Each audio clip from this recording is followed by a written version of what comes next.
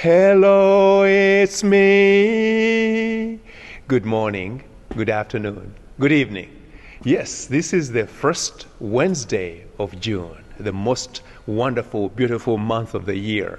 And today, this day, I'm captivated by the gospel reading, and it's kind of an interesting reading that from the 12th chapter of the Gospel of Mark. And Mark is, in this gospel, Jesus gets a question from the Sadducees, and the Sadducees are described as those who did not believe in the resurrection from the dead. And they bring up a question about a brother who dies, leaving a wife and no children. And they say that Moses instructed them that they, in the book of Deuteronomy, where they call it you can call it levirate marriages or levirate marriages. I don't know how exactly to say that word. But they were instructed that the next brother must take the wife so that they can raise descendants for their brother. And so these Sadducees come with this kind of question about 7 brothers who all married one woman, and they all died without a child, no descendant. And so the question becomes, in heaven, whose wife will it be in heaven?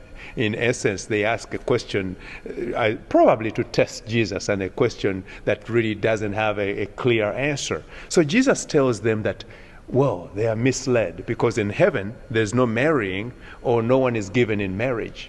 People live like the angels. And the reason I think of that, because not once in a while, but sometimes it's said of married couples, that they are supposed to lead each other to heaven, and that's really a good goal, a blessed goal, as you think of the vocation to marriage, as you live together. Yes, not only husband and wife, but also the offspring. There is that sense that as we live through this life and serve one another, love one another in that covenant, one in marriage, that you pray and live that someday you will be together in heaven. But there's that sense that, okay, in heaven, will you know each other as husband and wife? Maybe you will, maybe not. But I wouldn't worry about that. And I would say, as much as we could say that husbands and wives should live in such a way that you lead each other to heaven, there are probably days, maybe, I hope, just moments of days where you feel like you wouldn't want your spouse to be with you in heaven. I can imagine just being a human being. There has to be days, but I hope it's just a moment in a day and not days and weeks. But yes, that can happen. But I wouldn't think that we have to worry about how it will be in heaven. Because when you think of the perfection of being with God, of being in God's dwelling, I would imagine whether you know each other as husband and wife or whatever, all that would have phased. And anyway, whatever enhances life here on earth, because that marriage, that sacrament of marriage, that vocation of marriage is a beautiful way of living. It's a wonderful way of living. And it enhances a life of 2, and of course enhances a life of 3 or 4 or 10, because the husband and wife become a family. When they have offspring, they become that unique family with children, or even when they are just the 2 of them, they're still a family. But imagine that, whatever humanity visits on us here, our human nature, and think of what grace does to us here when we truly love and give totally of ourselves without any selfishness. That I believe is heaven. So when it comes to heaven, I don't think you have to worry, what shall we be like in heaven? Do I want this person in heaven? Because I think heaven will be perfection.